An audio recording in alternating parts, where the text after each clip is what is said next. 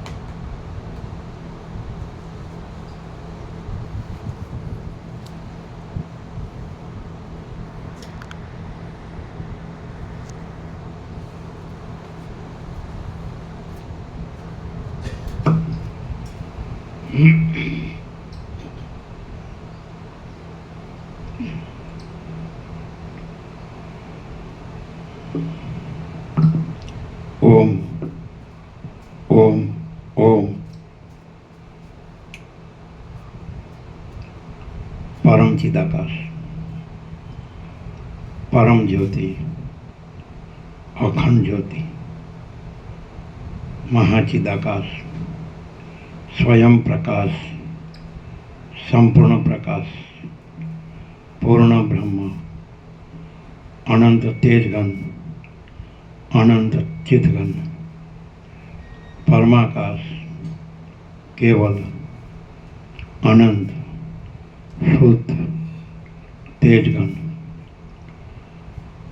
પરમાકાશ, અખિલ આત્મા, પૂર્ણ બ્રહ્મ, પરમાત્મા, પરમ ચિદાકાશ, પરમ જ્યોતિ, અખંડ જ્યોતિ, અનંત, પૂર્ણ, પરમ ચિદાકાશ, પરમ શાંતિ, स्वयं सिद्ध, स्वयं प्रकाश, स्वयं पूर्ण, स्वस्वरूप, यही सब कुछ है, इसके सिवा कुछ नहीं है। शून्यभास, अनंत कोटि, महाकल्पो है ही नहीं। महाचिदाकाश, स्वयं प्रकाश, संपूर्ण प्रकाश, महाचिदाकाश ज्योति, अनंत, अखंड, अभेद, महाचिदाकाश ज्योति, महातत्व, महासामान्य, महाचिदाकाश, स्वसंवेद्य, सहज निर्विकल्प, महाचिदाकाश, परम कैवल्य, परम शांति, परम चिदाकाश, अनंत, पूर्ण, निरपेक्ष, सत्य, अनंत, संपूर्ण, अपरिग्रह, निर्भ्रांत, निरपेक्ष, वशिष्ठ राम, निर्वाण उत्तरार्ध, राउंड 41मो राउंड।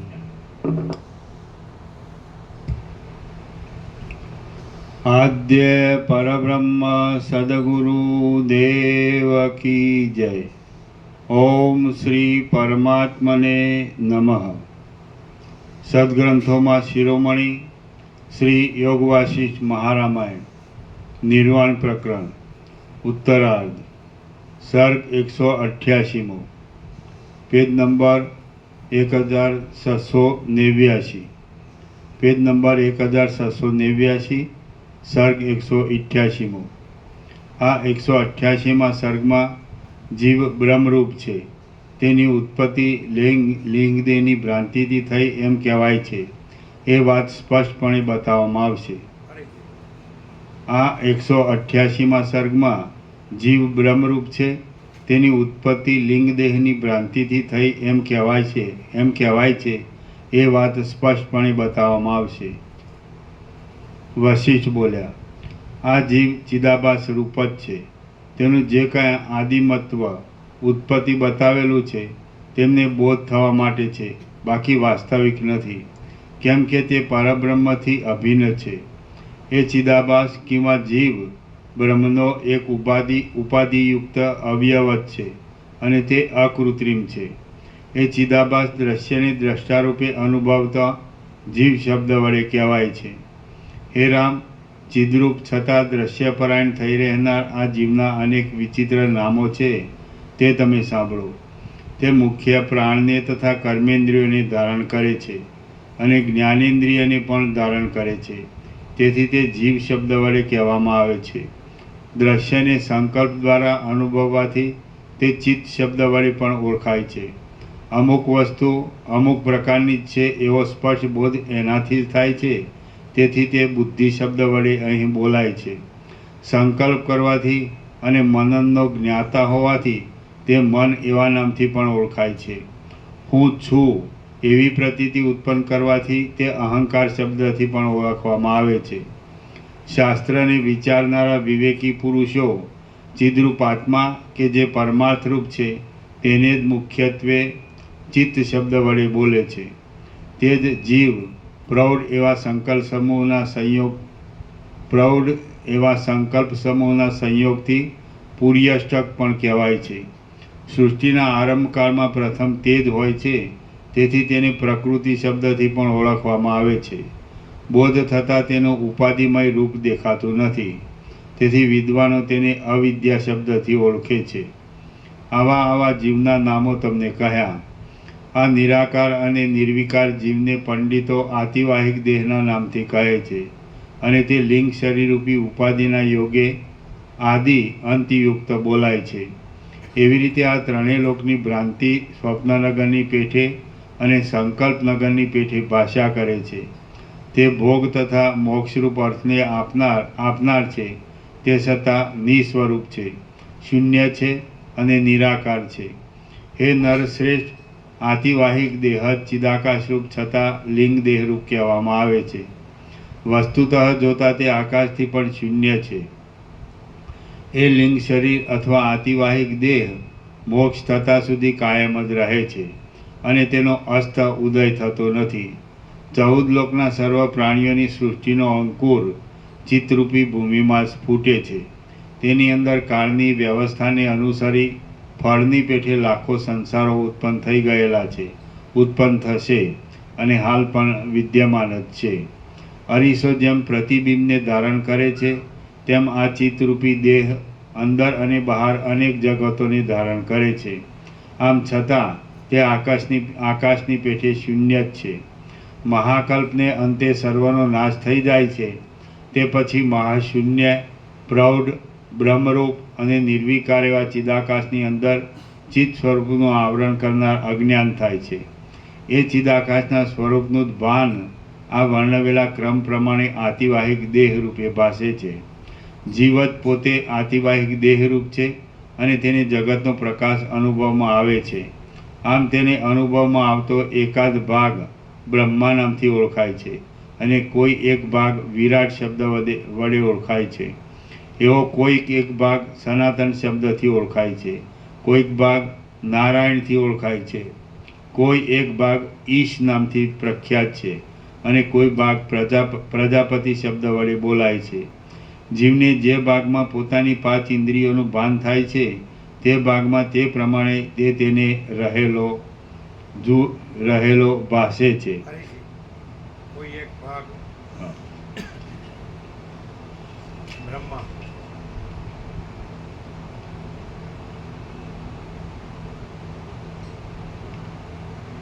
આમ તેને અનુભવમાં જીવ જ પોતે આતિવાહિક દેહરૂપ છે અને તેને જગતનો પ્રકાશ અનુભવમાં આવે છે. આમ તેને અનુભવમાં આવતો એકાદ ભાગ બ્રહ્મા નામથી ઓળખાય છે અને કોઈ એક ભાગ વિરાટ શબ્દ વડે ઓળખાય છે. એવો કોઈક એક ભાગ સનાતન શબ્દથી ઓળખાય છે, કોઈક ભાગ નારાયણથી ઓળખાય છે, કોઈ એક ભાગ ઈશ નામથી પ્રખ્યાત છે અને કોઈ ભાગ પ્રજાપતિ શબ્દ વડે બોલાય છે. જીવને જે ભાગમાં પોતાની 5 ઇન્દ્રિયોનું ભાન થાય છે તે ભાગમાં તે પ્રમાણે તે તેને રહેલો ભાસે છે. એવી રીતે આ અત્યંત પ્રસરી રહેલી દ્રશ્યની ભ્રાંતિ સિદ્ધ રૂપે પ્રતીતિમાં આવે છે, છતાં તેમાં કશું પણ થયું નથી, કેમ કે વિસ્તીર્ણ આત્મતત્વ સર્વ દ્રશ્યથી રહિત છે. આત્મતત્વરૂપ પરબ્રહ્મ અનાદિ છે અને તેનો આવિર્ભાવ કે તિરોભાવ થતો નથી, કેમ કે તે જ પોતે સ્વરૂપનો સાક્ષાત્કાર ન હોવાથી સત અસત આકારે થઈ રહેલ છે. જેમ સ્ત્રીનું જ અહર્નિશ ચિંતન કરનાર પુરુષને સ્વપ્ન સ્ત્રી પુષ્ટપણે પ્રતીતિમાં આવે છે, તેમ આતિવાહિક દેહને પોતાના અનુભવને લીધે આ સર્વ પ્રપંચ પુષ્ટ રૂપે પ્રતીતિમાં આવે છે. જેમ સ્વપ્નમાં અને સંકલ્પમાં પોતાના સ્વપ્ન આદિના દેહનો અને જગતનો મિથ્યા અનુભવ થાય છે, તેમ ઘટનો આકાર પણ શૂન્ય છતાં અને નિરાકાર છતાં પ્રતીતિમાં આવે છે. ચિદાકાશની અંદર સ્વપ્નમાં દેખાતી સ્વપ્ન વસ્તુની પેઠે આ સર્વ દ્રશ્ય પ્રપંચ અતિશય કાર્ય સાધી આપનાર પણ થાય છે. તે આકાશરૂપ છે, છતાં કઠિન પાર્થિવ આદિ પદાર્થની પેઠે આકાર ભાસે છે. એ આતિવાહિક દેહ પોતે નિરાકાર છે, શૂન્ય છે અને સ્વપ્નના જેવો આભાસરૂપ તથા મિથ્યા છે, છતાં તેનો ક્રમથી નીચે પ્રમાણે અનુભવ થાય છે. એ આતિવાહિક દેહરૂપ જીવ અસ્થિઓના સમૂહ વડે સ્થૂળ, બરડો, રૂવાડા, શિરાઓ અને સ્નાયુઓ ઇત્યાદિ આકારે થઈ રહેલા સ્થૂળ શરીરને કલ્પી લે છે. પછી દેશકાળના ક્રમ વડે તથા શબ્દ આદિ વિષયોના ભોગ માટે તે જન્મ, કર્મ, ચેષ્ટા, સ્થાન, પરિણામ અને વયની સ્થિતિને કલ્પી લે છે. તેમાં દેહની અંદર જન્મના ભ્રમને પણ તે અનુભવે છે. વળી જરા, મરણ, ગુણ, દોષ આદિની કલ્પના, 10 દિશાઓના મંડળોમાં પોતાનું ભ્રમણ, જ્ઞાન, જ્ઞેય અને જ્ઞાતાનો ભાવ, તેમજ સર્વ વસ્તુઓના આદિ, અંત અને મધ્ય એ સર્વને તે પોતે કલ્પી લે છે. આમ આતિવાહિક દેહરૂપ બની ગયેલો પુરાતન પુરુષ પોતે જ કલ્પી લીધેલા વ્યષ્ટિ સમષ્ટિના સ્થૂળ શરીરને લીધે પૃથ્વી, જળ, આકાશ, સૂર્ય, જનસમાજ, વ્યવહાર, નગર અને શિખર ઇત્યાદિ રૂપ બની જાય છે. પછી તે પૃથ્વી આદિ પોતાના આધારરૂપ છે અને પોતે તેના આધેય રૂપ છે એવા ભ્રાંતિરૂપ સંસાર સ્વપ્નને દેખે છે. શ્રી યોગવાસિષ્ઠ મહારામાયણમાં નિર્વાણ પ્રકરણના ઉત્તરાર્ધનો જીવરૂપ વર્ણન નામનો સર્ગ 188મો સમાપ્ત. સર્ગ 189મો. આ 189મા સર્ગમાં આતિવાહિક દેહરૂપ થઈ રહેલા પ્રજાપતિના મનોરથરૂપ આ જગતની અંદર કેવી રીતે આધિભૌતિકપણાની ભ્રાંતિ થાય છે તે વિશે વર્ણન કરવામાં આવશે. બ્રહ્મ સત્ય અને જગત અસત્ય છે. વશિષ્ઠ બોલ્યા, તે આદિ પ્રજાપતિનો આતિવાહિક દેહ ચેતનપણાથી પોતાના સત્ય સંકલ્પથી જે વસ્તુ જેવા પ્રકારે કલ્પે છે તે કાકતાલીય એની પેઠે તેવા પ્રકારે થઈ જાય છે. આથી આ ખેદકારક જગતનો ભ્રમ ભાસે છે. તો આ અસત્ય વિષયમાં શું આશ્ચર્ય પામવાનું છે?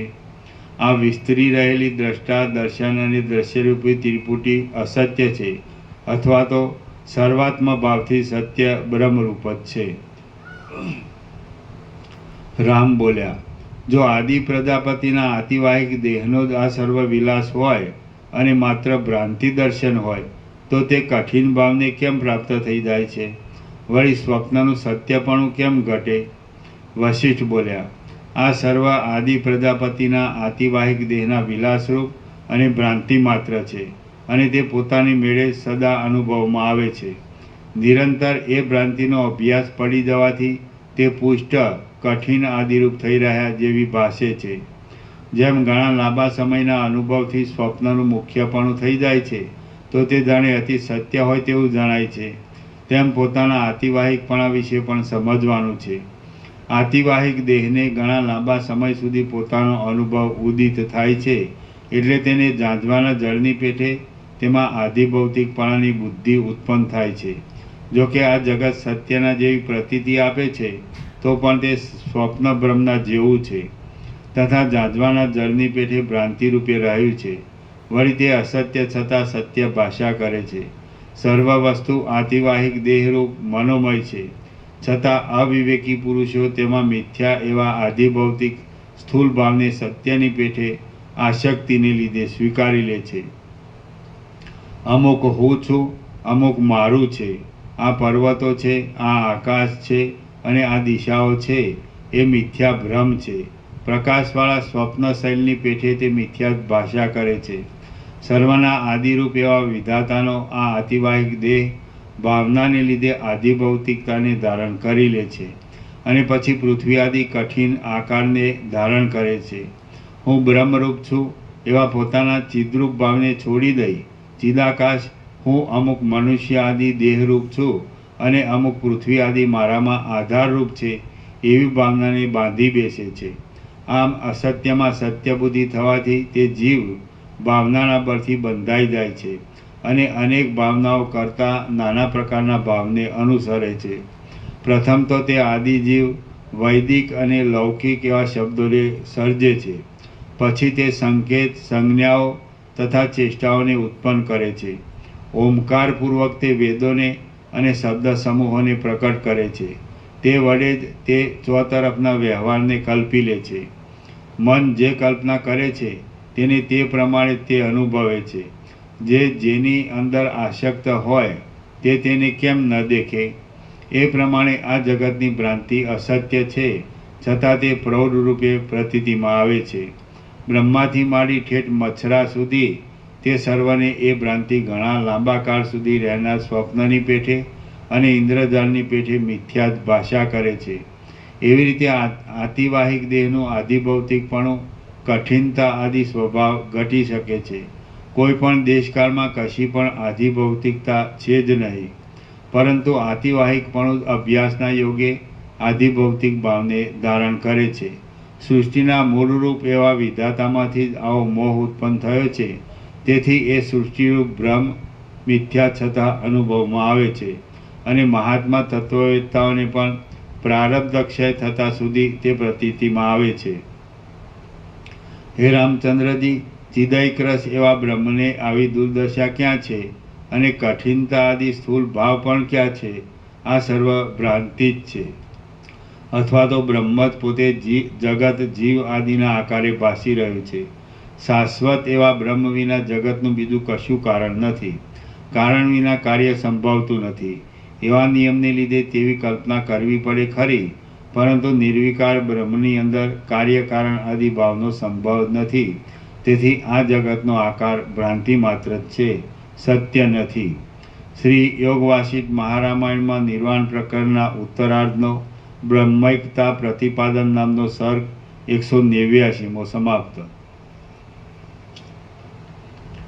સર્ગ 190મો. બ્રહ્મ જ જગત રૂપે ભાસે છે.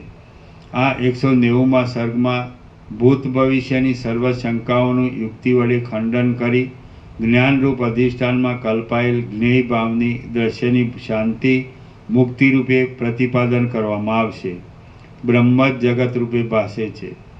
વશિષ્ઠ બોલ્યા, જ્ઞાનરૂપ એવા અધિષ્ઠાન ચૈતન્યને જ્ઞેય ભાવની પ્રાપ્તિ થવી તે બંધ કહેવાય છે અને જ્ઞેય ભાવની શાંતિ થઈ જઈ સ્વસ્વરૂપમાં સ્થિતિ થવી તે મોક્ષ કહેવાય છે. રામ બોલ્યા, હે મહારાજ, જ્ઞાનરૂપ અધિષ્ઠાન ચૈતન્યમાં કલ્પાયેલ જ્ઞેય ભાવની શાંતિ શી રીતે થાય અને ઘણા સમયથી રૂઢ થઈ રહેલી હું બંધાયેલ છું એવી બુદ્ધિ પણ કેવી રીતે નિવૃત્ત થાય? વશિષ્ઠ બોલ્યા, સમ દમ આદિ સાધનવાળા તથા દ્રઢ અભ્યાસ વડે મેળવેલા સમ્યક જ્ઞાનરૂપી પ્રબોધ વડે ભ્રાંતિ ટળી જાય છે. વશિષ્ઠ બોલ્યા, સમ દમ આદિ સાધનવાળા તથા દ્રઢ અભ્યાસ વડે મેળવેલા સમ્યક જ્ઞાનરૂપી પ્રબોધ વડે ભ્રાંતિ ટળી જાય છે અને નિરાકાર તથા શાંત એવી પોતાના સ્વરૂપરૂપી મુક્તિનો લાભ થાય છે. રામ બોલ્યા, કૈવલ્ય એવો અદ્વૈત ભાવ બોધ કહેવાય છે, પરંતુ જે ઉત્પન્ન થતા જીવ સર્વબંધથી મુક્ત થઈ જાય છે તે સમ્યક જ્ઞાન કોને કહેવું? વશિષ્ઠ બોલ્યા, જ્ઞાન પોતે કેવળ અધિષ્ઠાન ચિન્માત્ર છે. જ્ઞાન પોતે કેવળ અધિષ્ઠાન ચિન્માત્ર છે. તેનો જ્ઞેય ભાવ જગત આદિ ભાવ છે જ રહી, પરંતુ કેવળ અવિનાશી જ્ઞાન જ છે અને તે મન વાણીથી અગોચર છે એવો જે અંદર બોધ થવો તેને સમ્યક જ્ઞાન કહેવામાં આવે છે. જ્ઞાન વશિષ્ઠ બોલ્યા, જ્ઞાન પોતે કેવળ અધિષ્ઠાન ચિન્માત્ર છે. તેનો જ્ઞેય ભાવ જગત આદિ ભાવ છે જ નહીં, પરંતુ કેવળ અવિનાશી જ્ઞાન જ છે. અને તે મન વાણીથી અગોચર છે એવો જે અંદર બોધ થવો તેને સમ્યક જ્ઞાન કહેવામાં આવે છે. રામ બોલ્યા, હે મહારાજ, ચિદૈક્રસ એવા જ્ઞાનમાં વળી તેનાથી જુદો એવો જ્ઞેય ભાવ કેવો હોય તે આપ કહો. વળી જ્ઞાન શબ્દ વ્યાકરણ શાસ્ત્રના નિયમ પ્રમાણે ભાવ અર્થમાં થયો છે કે કરણ અર્થમાં? વશિષ્ઠ બોલ્યા, હે મહારાજ, બોધ માત્ર જ જ્ઞાન પદ વડે ઓળખાય છે, અને તે વ્યાકરણ શાસ્ત્રની પદ્ધતિ પ્રમાણે અહીં ભાવમાં જ સમજવાનો છે. પવન અને તેની ચપળતાની પેઠે જ્ઞાન અને જ્ઞેય એ બંનેનો કશો પણ ભેદ નથી. રામ બોલ્યા, જો એમ જ હોય તો પછી આ જ્ઞાન જ્ઞેય આદિનો ભ્રમ સસલાના શિંગડા જેવો છે.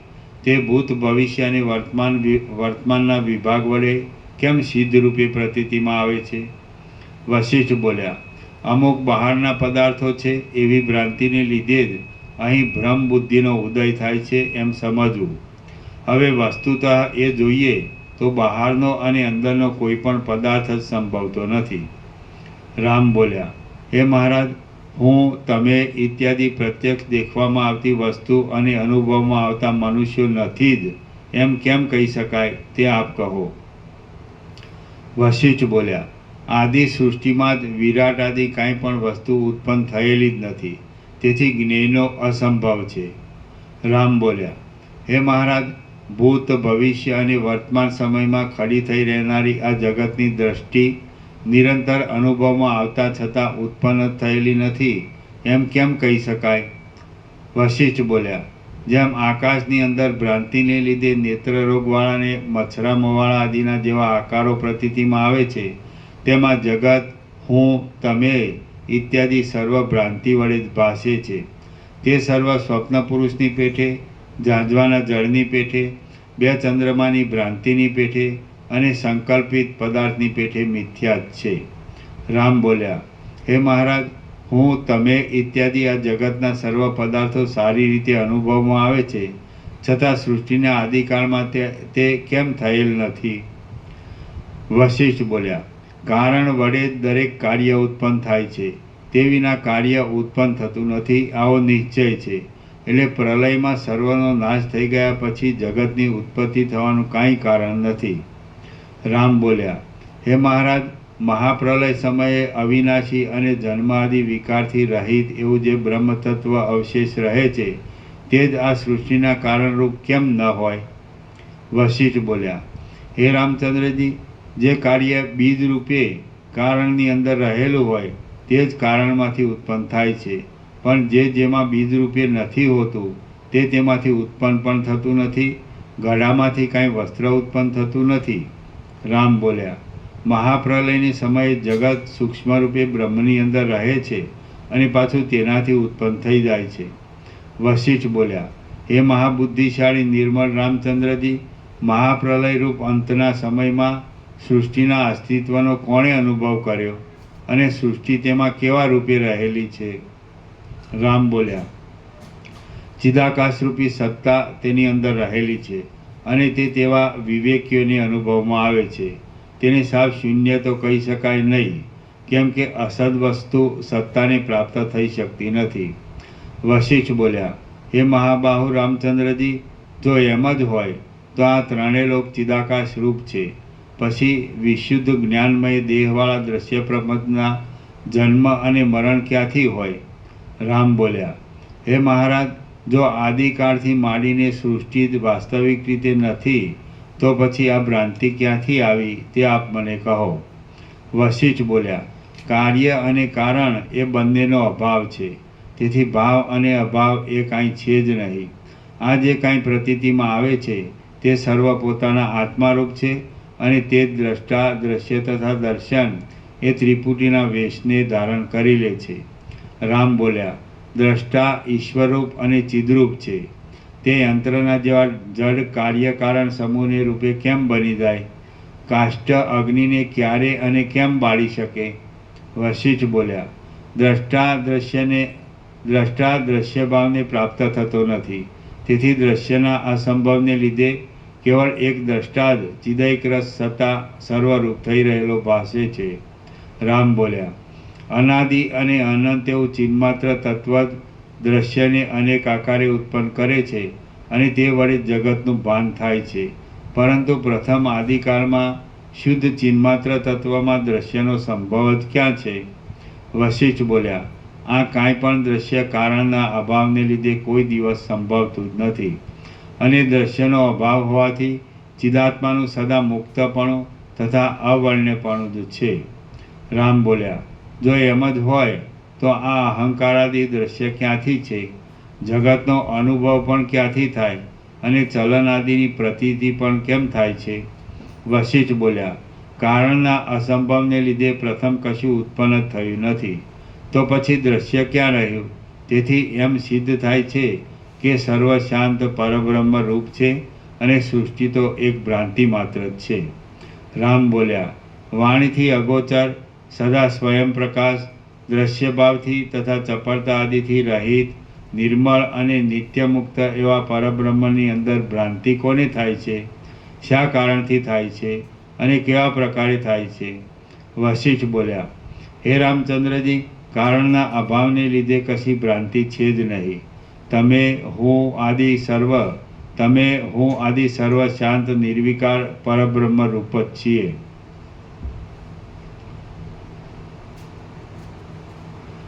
રામ બોલ્યા, હે મહારાજ, હું હમણાં જાણે બ્રહ્મને પ્રાપ્ત થઈ રહ્યો હોઉં તેવો છું.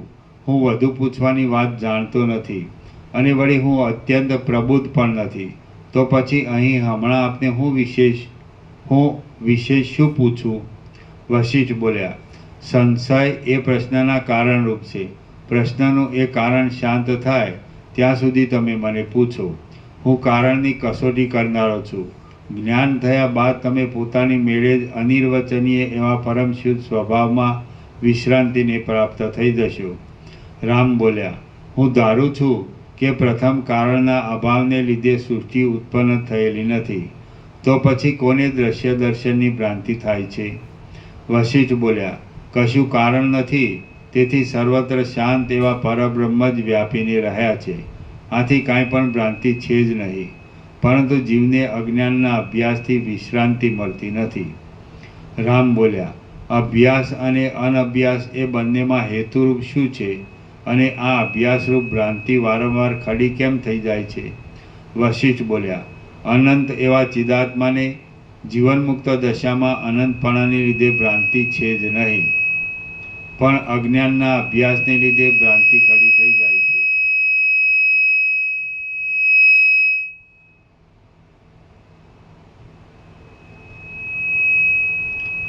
વશિષ્ઠ બોલ્યા, અનંત એવા ચિદાત્માને જીવનમુક્ત દશામાં અનંતપણાને લીધે ભ્રાંતિ છે જ નહીં, પણ અજ્ઞાનના અભ્યાસને લીધે ભ્રાંતિ ખડી થઈ જાય છે. બાકી વસ્તુતઃ સર્વ અવિનાશી એવા મહાચિદાકાશ રૂપ જ છે. રામ બોલ્યા, હે બ્રહ્મન, જો આપના જેવા જીવનમુક્ત પુરુષોને આ સર્વ જગતનો ભ્રમ શાંત બ્રહ્મરૂપ જણાતો હોય તો પછી ઉપદેશ આપવાનું પાત્ર અને ઉપદેશ આપવો ઇત્યાદિમાં અધ્યાત્મશાસ્ત્રરૂપી આ શબ્દ સંપત્તિની વળી શી જરૂર છે? વશિષ્ઠ બોલ્યા, ઉપદેશ્ય અને ઉપદેશ वायर दो ना पूरा, ઢીલો જ છે. खींचना नहीं चाहिए. खींचाई है? ના, हाँ. हमारा हाथ हटवो न जोए. નહીં હતું.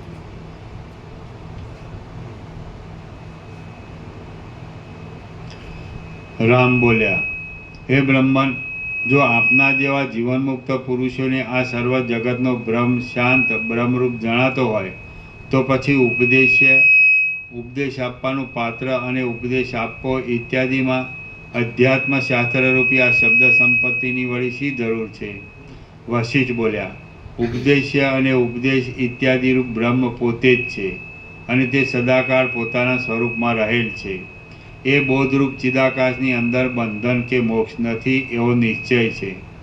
રામ બોલ્યા, જો સર્વનો અસંભવ જ હોય તો પછી દેશ કાળ ક્રિયા અને દ્રવ્યને પોતાના મનથી ભેદબુદ્ધિ વડે જોનારા અવિવેકીઓને સર્વની સત્તા કેમ પ્રતીતિમાં આવે છે? વશિષ્ઠ બોલ્યા, દેશ કાળ ક્રિયા અને દ્રવ્ય જે પોતાના ચિત્તથી ભેદબુદ્ધિ વડે જોનારા પુરુષોને ભાસે છે તેમાં માત્ર અજ્ઞાન સિવાય બીજી કશી વસ્તુ સત્તા નથી. તો પછી બીજી જગતની સત્તા તો હોય જ ક્યાંથી? રામ બોલ્યા, હે મહારાજ, જ્યારે તત્વદ્રષ્ટિથી દ્વિત્વ એકત્વ આદિનો અસંભવ છે ત્યારે બોધકપણાના બોધ આપવાનું પાત્ર અને બોધ કરનાર એ બંનેના અભાવને લીધે તત્વબોધપણું શી રીતે સંભવે? વશિષ્ઠ બોલ્યા, પ્રથમ નહીં સમજાયેલું એવું બ્રહ્મનું સ્વરૂપ અજ્ઞાન ક્ષયરૂપી ફળના આશ્રય વડે બોધના કર્મભાવને પ્રાપ્ત થાય છે. એના નીચે ટાંચ છે. વ્યાકરણ શાસ્ત્રના નિયમ પ્રમાણે ફળ કે જે ધાતુના અર્થરૂપ ગણાય છે તેનો આશ્રય એવું કર્મનું લક્ષણ છે. વશિષ્ઠ બોલ્યા, પ્રથમ નહીં સમજાયેલું એવું બ્રહ્મનું સ્વરૂપ અજ્ઞાન ક્ષયરૂપી ફળના આશ્રય વડે બોધના કર્મભાવને પ્રાપ્ત થાય છે.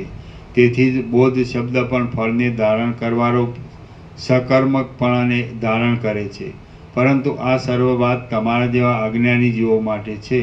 બાકી અમારા જેવા જીવનમુક્ત પુરુષો માટે એ કશું નિરૂપણ ઉચિત નથી.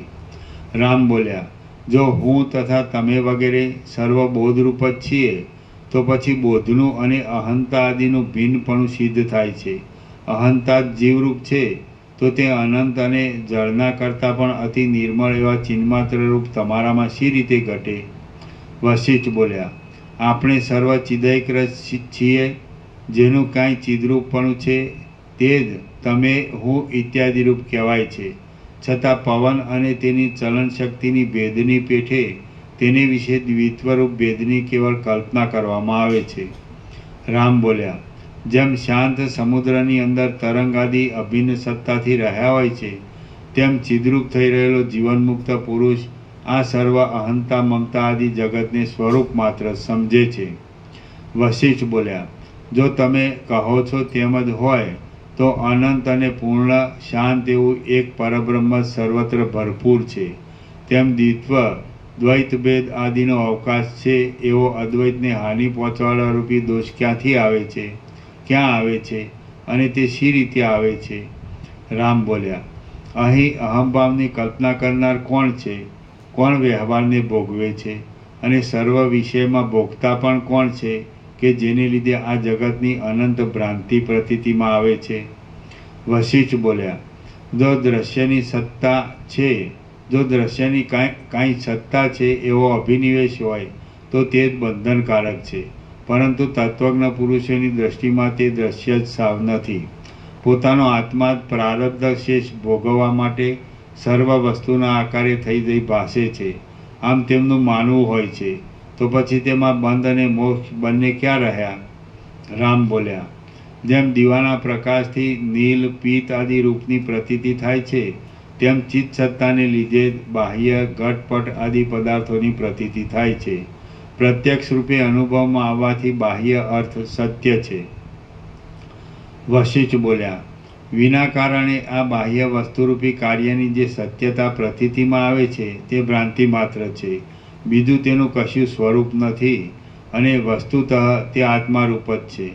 રામ બોલ્યા, સ્વપ્ન સત્ય હોય કિંવા અસત્ય હોય પણ તે જ્યાં સુધી રહે છે ત્યાં સુધી દુઃખ ઉત્પન્ન કરે છે. તે જ પ્રમાણે આ જગતની ભ્રાંતિ પણ સત્ય હો કે અસત્ય હો પણ જ્યાં સુધી તે રહે છે ત્યાં સુધી દુઃખ ઉત્પન્ન કરે છે. તો તેની ચિકિત્સાનો કાંઈ ઉપાય છે? વશિષ્ઠ બોલ્યા, જો એ પ્રમાણે જગતની સ્થિતિ સ્વપ્નના જેવી જ હોય તો પછી જગતના પદાર્થોનું સાકારપણું ભ્રાંતિ માત્ર જ છે એમ સિદ્ધ થાય છે. રામ બોલ્યા, એમ માનવાથી પણ આપણને શી ઈષ્ટાપૂર્તિ થાય છે અને વળી સ્વપ્ન આદિમાં પદાર્થોનું સાકારપણું શી રીતે નિવૃત્ત થઈ જાય છે? વશિષ્ઠ બોલ્યા, પૂર્વાપરના વિચારથી જ્ઞાનનો ઉદય થાય છે એટલે દ્રશ્ય સંબંધી પદાર્થોની સાકારતા સમી જાય છે. સ્વપ્નમાં પણ એવી જ રીતે જાગ્રત થયા પછી સ્વપ્ન સંબંધી પદાર્થોની સ્થૂળ ભાવના નિવૃત્ત થઈ જાય છે. રામ બોલ્યા, પૂર્વાપરના વિચાર વડે પૂર્વાપરના વિચાર વડે જીવનમુક્ત પુરુષની જગત સંબંધી ભાવના ક્ષીણ થઈ ગઈ હોય છે તો તે જગતને કેવા પ્રકારનું દેખે છે અને તેનો આ સંસારરૂપી ગુફાનો ભ્રમ શી રીતે સમી જાય છે? વશિષ્ઠ બોલ્યા, વાસના રહી થઈ રહેલો જીવનમુક્ત પુરુષ જગતને બાધિત અસદરૂપ આભાસરૂપ ઉત્પન્ન થયેલા સંકલ્પનગર કિંવા ગંધર્વનગરના જેવું અને વરસાદ વડે ધોવાઈ ગયેલા ચિત્રના જેવું દેખે છે. વશિષ્ઠ બોલ્યા, વાસના રહિત થઈ રહેલો જીવનમુક્ત પુરુષ જગતને બાધિત અસદરૂપ આભાસરૂપ ઉત્પન્ન થયેલા સંકલ્પનગર કિંવા ગંધર્વનગરના જેવું અને વરસાદ વડે ધોવાઈ ગયેલા ચિત્રના જેવું દેખે છે. રામ બોલ્યા, તત્વજ્ઞ પુરુષ જગતની સ્થિતિને સ્વપ્નના જેવી સમજે છે. તેની વાસના પાતળી પડી જાય છે અને પદાર્થોના સાકારપણાની ભ્રાંતિ પણ ટળી જાય છે. તો તેને એ પછી શું થાય છે? વશિષ્ઠ બોલ્યા, તત્વજ્ઞ પુરુષ જેમ જ્ઞાનની ઉત્તરોત્તર ભૂમિકામાં જાય છે તેમ તે જ સંકલ્પથી ઊભા થયેલા જગત વિશેની વાસના સમી જાય છે. પછી તે વાસનાથી રહિત થઈને પોતાની નિર્વિક્ષેપ દશામાં રહે છે. રામ બોલ્યા, અનેક જન્મથી રૂઢ થઈ રહેલી અને શાખા પ્રશાખા આદિ વડે વિસ્તારવાળી તથા સંસારના બંધનમાં નાખનારી ઘોર વાસના શી રીતે સમી જાય છે? વશિષ્ઠ બોલ્યા, આ દ્રશ્ય ચક્ર ભ્રાંતિ માત્ર સ્વરૂપવાળું છે. તત્વ વસ્તુનું યથાર્થ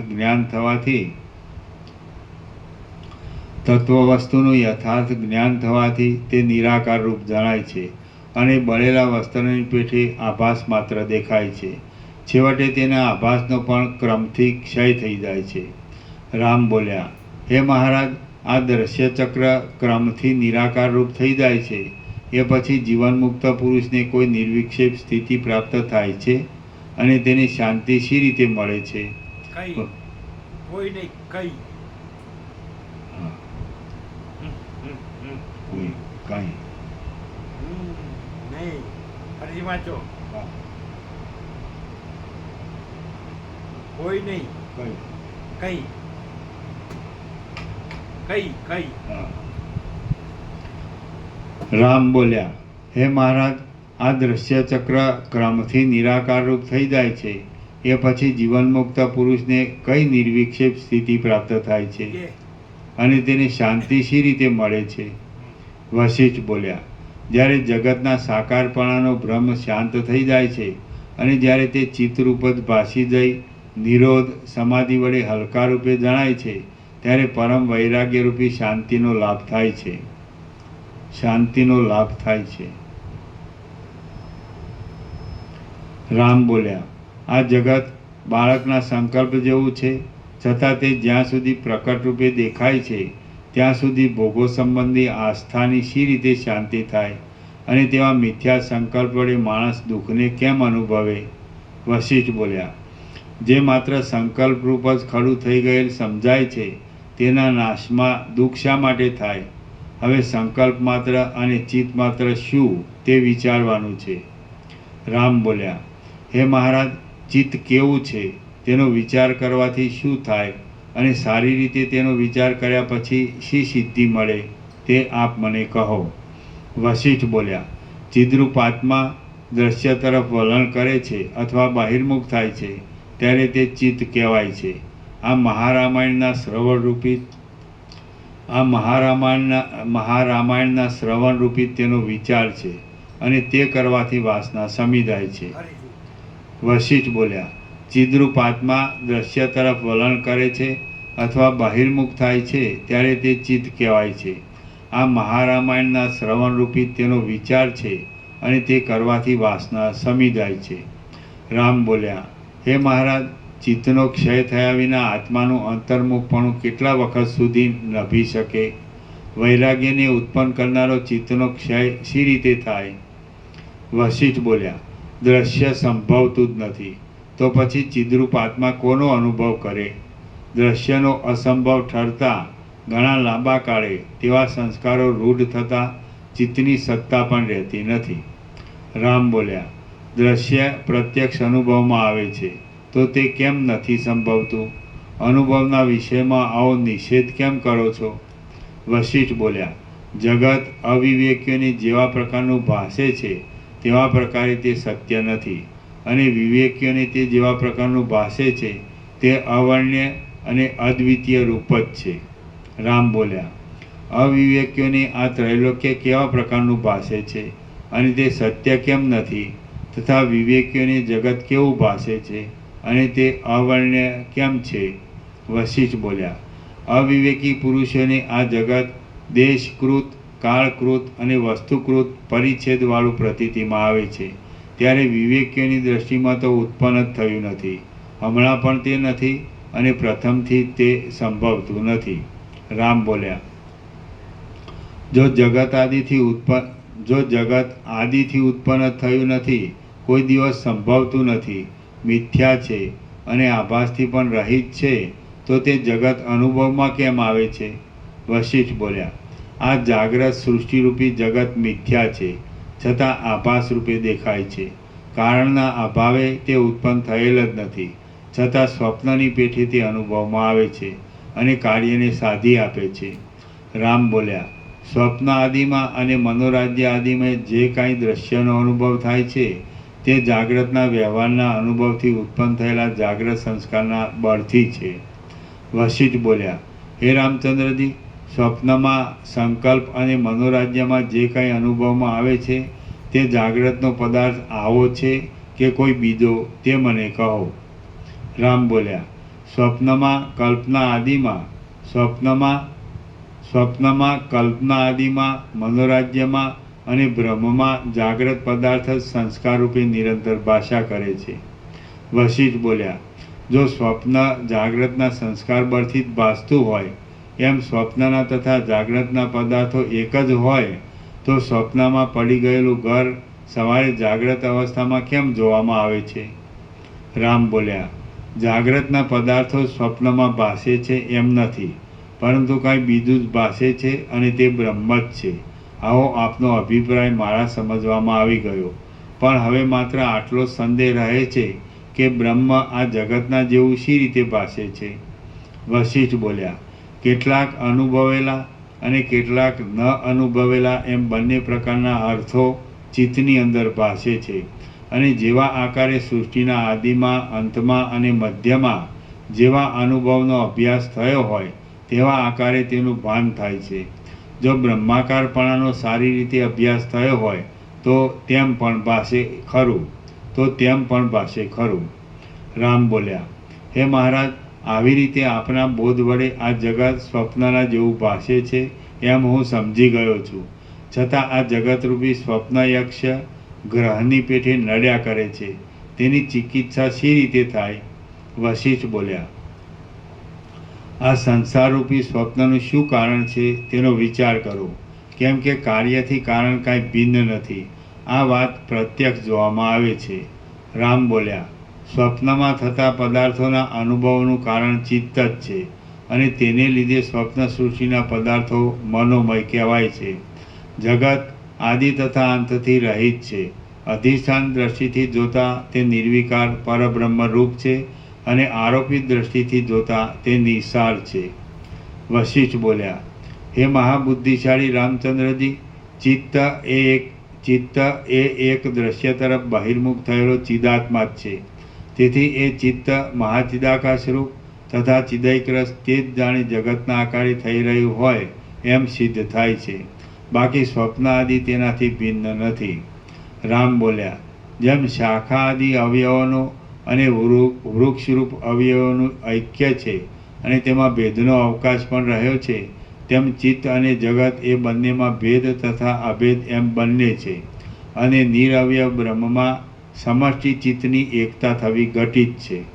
વશિષ્ઠ બોલ્યા, તમારી આ કલ્પના સંભવતી નથી, કેમ કે વિચાર કરીએ તો પ્રથમ કારણના અભાવને લીધે જગત ઉત્પન્ન થયું નથી. આથી સર્વ જન્મ જરા આદિ વિકારથી રહિત એક રસ શાંત પરબ્રહ્મ રૂપ જ છે.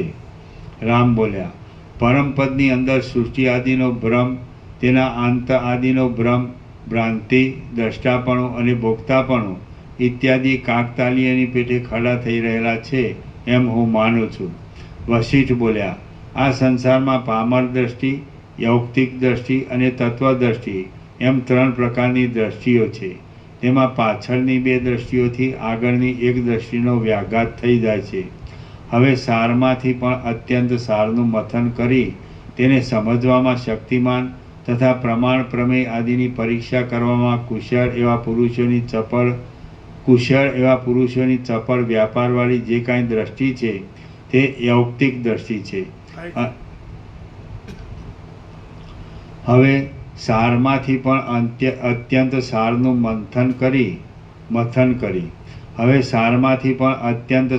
મથન કરી તેને સમજવામાં શક્તિમાન તથા પ્રમાણ પ્રમેય આદિની પરીક્ષા કરવામાં કુશળ એવા પુરુષોની ચપળ વ્યાપારવાળી જે કાંઈ દ્રષ્ટિ છે તે યૌક્તિક દ્રષ્ટિ છે. અને બીજી જીવનમુક્તોમાં પ્રસિદ્ધ એવી તત્વદ્રષ્ટિ છે.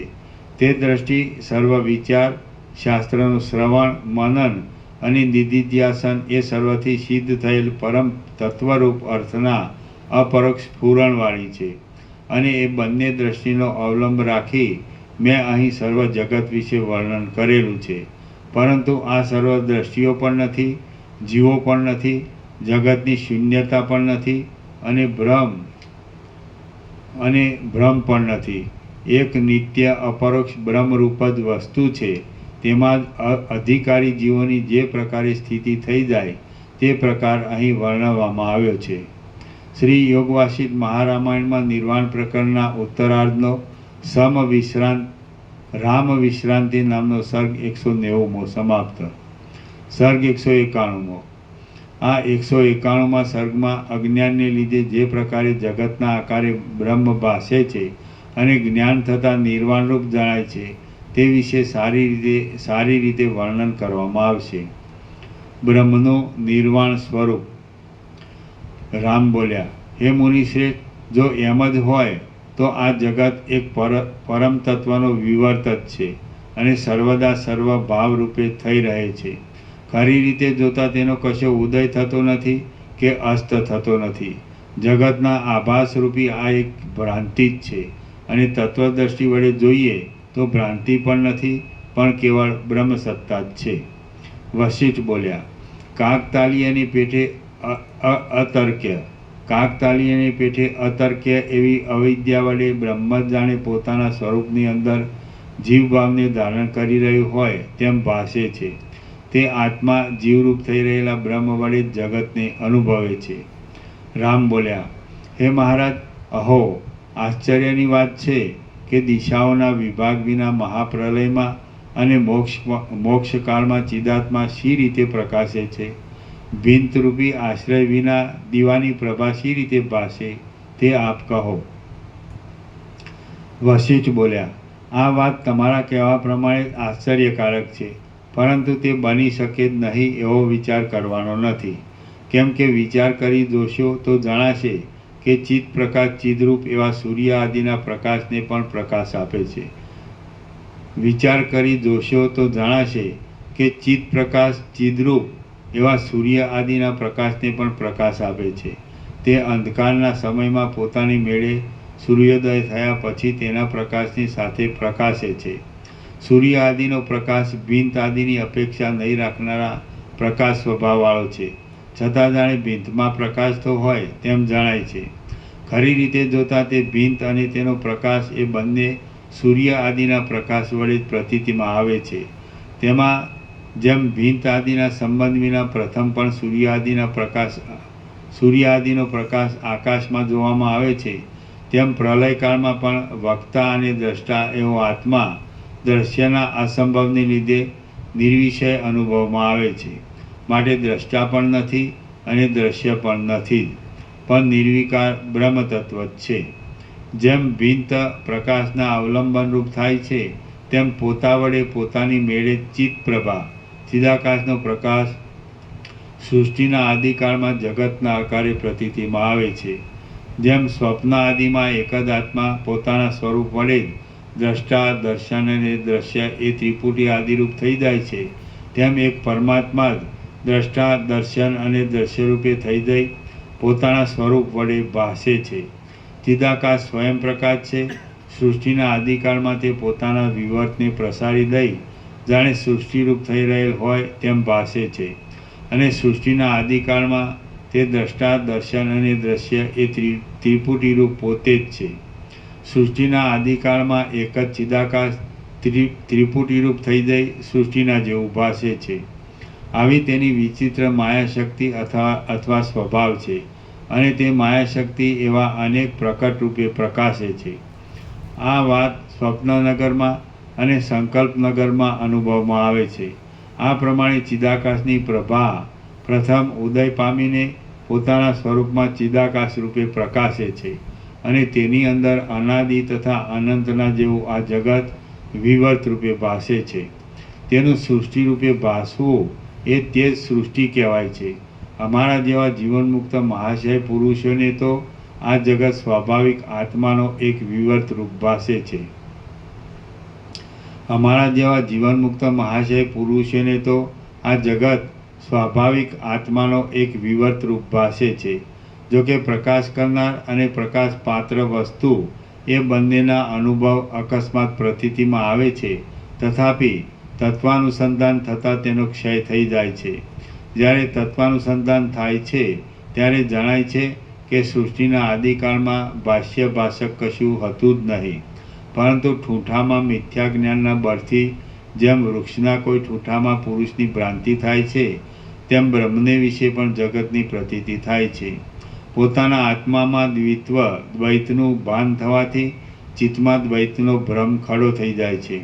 બાકી સૃષ્ટિના આદિકાળમાં ભાષ્ય પણ નથી અને ભાષક પણ નથી. કારણના અભાવને લીધે દ્વૈત કેવળ ચિદાકાશ રૂપ જ ભાસે છે. સૃષ્ટિના આદિકાળમાં પ્રલય સમયે ચિદાકાશની અંદર શું કારણ રહેલ છે તે તમે કહો. પદાર્થ દ્રષ્ટિના અભાવને લીધે ચિદાકાશ જ આ પ્રમાણે વિવર્ત રૂપ પ્રકાશે છે. આ જગતનું ભાન જાગ્રત રૂપ નથી, સુષુપ્તિ રૂપ પણ નથી અને સ્વપ્નરૂપ પણ નથી. કેમ કે એ કશું સંભવતું નથી. કેવળ બ્રહ્મ જ દ્રશ્યના આકારે ભાસે છે. સૃષ્ટિના આદિકાળમાં ચિદાકાશ જ આવી રીતે વિવર્ત ભાવને પ્રાપ્ત થાય છે. સૃષ્ટિના આરંભ સમયે ચિદાકાશ પોતાના નિર્વિકલ્પ સ્વરૂપને જ જગત રૂપે સમજે છે અને તેનો જ જગત એ એક વિવર્ત છે. શૂન્યતા અને આકાશની પેટે બ્રહ્મનો અને જગતનો કશો ભેદ નથી. આ મેં બતાવેલા તત્વજ્ઞાનના ઉપાય વડે જ્યાં સુધી આત્મ સાક્ષાત્કાર થાય ત્યાં સુધી નિર્વિકલ્પ દશાનું અવલંબન રાખીને તથા પાષાણ મૌનને ધારણ કરીને નિર્વિકલ્પ સમાધિમાં સ્થિર થઈ રહેવું. આ અનાદિ સંસારમાં વારંવાર ભોગવીને છોડી દીધેલો એવો બાહ્ય વિષયોના સમૂહનો અવિવેકી પામર પ્રાણીઓ ઉપભોગ માટે આગ્રહ કરે તો પણ તમારે તેને ગ્રહણ કરવો નહીં. શ્રી યોગવાસિત મહારામાયણમાં નિર્વાણ પ્રકરણના ઉત્તરાર્ધનો તત્વાનુસંધાન નામનો સર્ગ 191મો સમાપ્ત. સર્ગ 192મો. આ 192મા સર્ગમાં પ્રબોધને પ્રાપ્ત થઈ ગયેલા શ્રી રામચંદ્રજી આ સર્વ ચિન્માત્ર છે એવા પોતાના પ્રબોધને ગુરુની પાસે વિસ્તારથી કહેશે. રામે ગુરુ પાસે કરેલું પોતાના જ્ઞાનનું વર્ણન.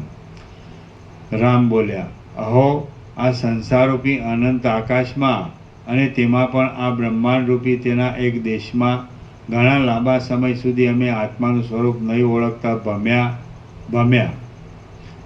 રામ બોલ્યા, અહો, આ સંસારરૂપી અનંત આકાશમાં અને તેમાં પણ આ બ્રહ્માંડરૂપી તેના એક દેશમાં ઘણા લાંબા સમય સુધી અમે આત્માનું સ્વરૂપ નહીં ઓળખતા ભમ્યા. આત્મતત્વ ઓળખાયા પછી આ જગતની ભ્રાંતિ કાંઈ છે જ નહીં, હતી પણ નહીં અને થશે પણ નહીં. આ સર્વ શાંત નિરાલમ કેવળ વિજ્ઞાનરૂપ જ છે. અનંત ચિદૈકરસ આકાશરૂપ છે, નિર્વિકલ્પ છે અને રાગથી પણ રહિત છે. અહો, આશ્ચર્યની વાત છે કે વાસ્તવ સ્વરૂપ ઓળખવામાં આવે તો આ સર્વ પરમાકાશ રૂપ જ છે. છતાં તે જાણે આપણને સંસાર રૂપે થઈ રહ્યું હોય તેવું જણાય છે. એવી રીતે આ દ્વૈતનું ભાન થઈ જાય છે. આ લોકો અને આ પર્વતો એ સર્વ આભાસ રૂપ જ છે. વસ્તુ એવી રીતે અદ્વૈતનું ભાન થઈ જાય. અદ્વૈતનું અદ્વૈત.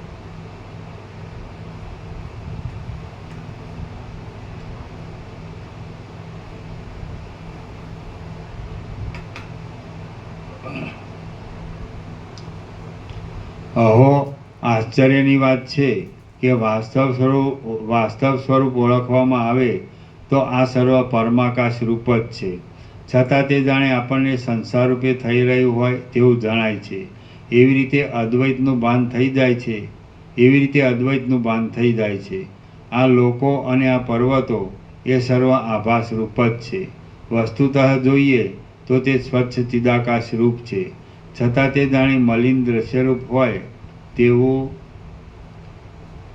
થઈ રહ્યું છે. સૃષ્ટિ આદિમાં, પરલોક આદિમાં, સ્વપ્ન આદિમાં અને કલ્પના આદિમાં ચિદાકાશ જ દ્રશ્યના જેવું થઈને ભાસે છે. કેમ કે વળી દ્રશ્યની બીજી ભ્રાંતિ કેવી હોય? હું સ્વર્ગમાં અથવા નરકમાં રહ્યો છું એવી જો ભ્રાંતિ હોય તો તે ભ્રાંતિને લીધે નરક આદિનો સંબંધ પ્રાપ્ત થાય છે. કેમ કે દ્રશ્ય એ એક ચિદાત્માની કલ્પના રૂપ છે. આ દ્રશ્ય પણ નથી, દ્રષ્ટા પણ નથી, સૃષ્ટિ પણ નથી, જગત પણ નથી, ચિદાભાસ પણ નથી, જાગ્રત પણ નથી, સ્વપ્ન પણ નથી અને તેના પદાર્થો પણ નથી. જે કાંઈ આ અનિર્વચનીય માયારૂપ પ્રતીતિમાં આવે છે તે પણ મિથ્યા છે. હે મહારાજ, આ ભ્રાંતિનો સંભવ શી રીતે છે એવો તેના કારણનો વિચાર કરવો તે પણ અયુક્ત છે. કેમ કે ભ્રાંતિનો અભાવ અનુભવમાં આવે છે.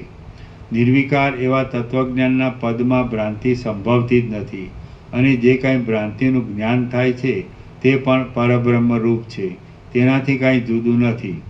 એકરસ અનાદિ અને અનંત આકાશની અંદર, સ્ફટિકની શિલાના ગર્ભની અંદર અને અનાદિ તથા અનંત એવા એકરસ નિર્વિકાર પરમપદની અંદર બીજી વસ્તુ જ નથી. એ ભેદની કલ્પના કરનાર ક્યાંથી હોય? ભ્રાંતિનો અનુભવ સ્વપ્નમાં થતા પોતાના મરણના જેવો મિથ્યા છે. જે અજ્ઞાન કિંવા ભ્રાંતિ છે તે તત્વજ્ઞાન થતાં શમી જાય છે. જેમ જાજવાનું જળ, ગંધર્વ નગર અને બે ચંદ્રની ભ્રાંતિ વિચાર કરતાં જોવામાં નથી આવતી, તેમ આ અવિદ્યાનો ભ્રમ પણ તત્વ વિચાર કરતાં પણ જોવામાં આવતો નથી. બાળકને દેખાતા વેતાળની પેઠે જગતની ભ્રાંતિ જાગ્રત અવસ્થામાં પ્રત્યક્ષ દેખાય છે તો પણ તે યથાર્થ નથી. તે અવિચાર વડે જ રૂઢ થઈ રહેલી છે અને વિચાર વડે શમી જાય છે. હે મહારાજ, આ ભ્રાંતિ ક્યાંથી થઈ એવો પ્રશ્ન અહીં ઘટતો નથી. કેમ કે સત્ય વસ્તુનો જ વિચાર કરવાથી લાભ થાય છે, પરંતુ મિથ્યા વસ્તુનો વિચાર કરવાથી કાંઈ લાભ નથી. હે મહારાજ, આ ભ્રાંતિ ક્યાંથી થઈ એવો પ્રશ્ન અહીં ઘટતો જ નથી. કેમ કે સત્ય વસ્તુનો જ વિચાર કરવાથી લાભ થાય છે, પરંતુ મિથ્યા વસ્તુનો વિચાર કરવાથી કાંઈ લાભ નથી. જગતના મૂળરૂપ જે અજ્ઞાન છે તે પ્રામાણિક વિચાર વડે જોતા છતાં દેખાતું નથી. તે મિથ્યા જ છે અને તેનો અનુભવ થવો એ એક ભ્રમ છે. શ્રુતિ આદિ પ્રમાણો વડે સારી રીતે વિચાર કરતાં જણાયું છે કે પરિચ્છિન્ન એવી દ્રશ્ય વસ્તુ છે જ નહીં. તે વસ્તુ તો આકાશ, પુષ્પ અને સસલાના શિંગડા જેવી મિથ્યા છે.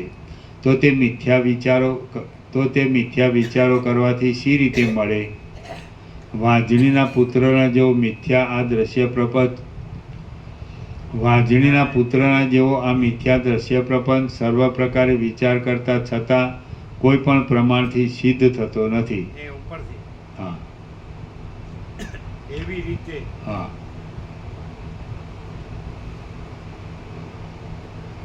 શ્રુતિ આદિ પ્રમાણો વડે સારી રીતે વિચાર કરતાં જણાયું છે કે પરિચ્છિન્ન એવી દ્રશ્ય વસ્તુ છે જ નહીં. તે વસ્તુ તો આકાશ, પુષ્પ અને સસલાના શિંગડા જેવી મિથ્યા છે. તો તે મિથ્યા વિચારો કરવાથી શી રીતે મળે? વાંજણીના વિચારો કરવાથી શી રીતે મળે? સત્ય પરમ તત્વ શી રીતે મળે?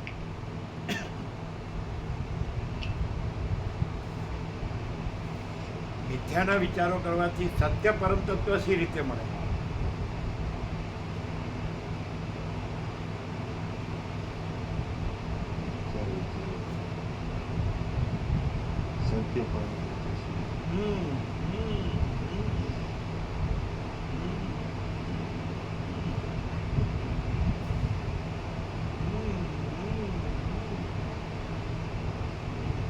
જાઓ સત્ય શોધો સત્ય. અરુણ દાદાને કેવો જટ બતાડ છે, બહુ ઘણું ફરે છે ને તે.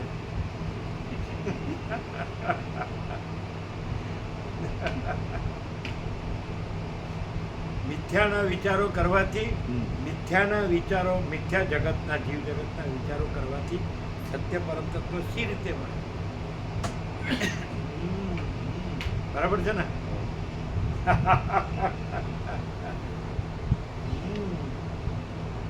શ્રુતિ આદિ સત્યનો વિચાર કરવાથી લાભ થાય છે, અસત્યનો વિચાર કરવાથી લાભ થતો નથી.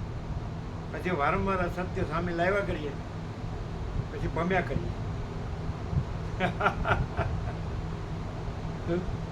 હું આમ છું, આમ છું, આમ છું.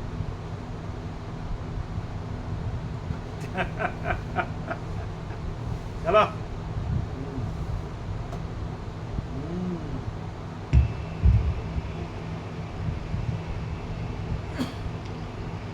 શ્રુતિ આદિ પ્રમાણો વડે સારી રીતે વિચાર કરતા જણાવ્યું છે કે પરિચ્છિન્ન એવી દ્રશ્ય વસ્તુ છે જ નહીં. તે વસ્તુ તો આકાશ પુષ્પ અને સસલાના શિંગડા જેવી મિથ્યા છે. તો તે મિથ્યા વિચારો કરવાથી સત્ય પરમ તત્વ શી રીતે મળે? વાંજણીના પુત્રના જેવો મિથ્યા આ દ્રશ્ય પ્રપંચ સર્વ પ્રકારે વિચાર કરતા છતાં કોઈ પણ પ્રમાણથી સિદ્ધ થતો નથી. તેની સત્તાવળી કેવી હોય? માટે કોઈ પણ દેશ કાળમાં કશી પણ ભ્રાંતિ સંભવતી નથી. આ સર્વ નિરાવરણ આવરણથી રહિત વિજ્ઞાન ઘનરૂપ જ છે અને તે જ સર્વત્ર પ્રસરી રહેલું છે. જે કાંઈ આજે આ જગતની અંદર ભાસે છે, આજે નહીં, આજે જુદું, આજે એટલે ટુડે નહીં, આ જે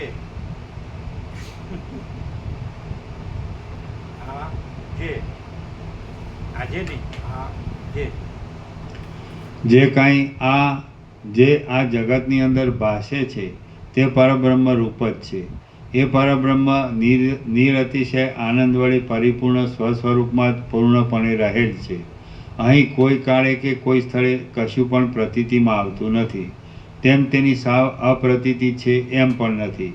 તે તો અનિર્વચનીય છે. સ્વચ્છ એવું શાંત પરબ્રહ્મ એવી રીતે જગતના આકારે વિવર્ત રૂપે થઈ રહેલ છે. જરા મરણ આદિ વિકારથી રહિત, કોઈથી હરી ન શકાય તેવું અવિકારી, આનંદમય, શુદ્ધ, અદ્વિતીય છતાં અનેક પ્રકારે પ્રતીતિમાં આવતું, વિદ્વાનોએ સેવેલ, સર્વવ્યાપી અને પૂર્ણ એવું મારું પોતાનું સ્વરૂપ જ અહંકારને છોડી દઈ બોધને લીધે સર્વત્ર પ્રસરી રહેલું છે. જરા મરણ આદિ વિકારથી રહિત, કોઈથી હરી ન શકાય તેવું અવિકારી, આનંદમય, શુદ્ધ, અદ્વિતીય છતાં અનેક પ્રકારે પ્રતીતિમાં આવતું, વિદ્વાનોએ સેવેલ, સર્વવ્યાપી અને પૂર્ણ એવું મારું પોતાનું સ્વરૂપ જ અહંકારને છોડી દઈ બોધને લીધે સર્વત્ર પ્રસરી રહેલું છે. શ્રી યોગવાસિષ્ઠ મહારામાયણમાં નિર્વાણ પ્રકરણના ઉત્તરાર્ધનો વિશ્રાંતિ ઉપગમ વર્ણન નામનો સર્ગ 192મો સમાપ્ત. ઓમ ઓમ ઓમ. 1700 પૂરા. 1700 પાનું નિકોલો વાંચ્યું હતું 2 મિનિટમાં. પછી એ બીજો ભાગ પ્રકાશ પ્રભુએ લઈ લીધો તરત, આ કોસંબાવાળા. કોણ હાજર હતું? તમે હાજર હતા? તમે હાજર હતા? અમે એકદમ સ્પીડમાં વાંચ્યું હતું, ફાસ્ટ. ખબર છે કેટલે? 2 મિનિટમાં વાંચ્યું ને, 2 કે 3 મિનિટ, 2 મિનિટમાં એકદમ સ્પીડમાં વાંચ્યું હતું. 1700મું પાનું આ પાનું. એટલે પછી તરત જ પૂરું થઈ ગયું. પ્રકાશ પ્રભુ લઈ લીધું, એ બીજો ભાગ લઈ લીધો. વર્ષો થઈ ગયા. પ્રસાદ આપી દો.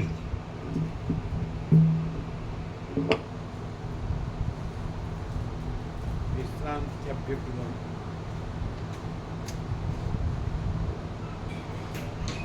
વિશ્રાંતિ અભ્યુપગમ.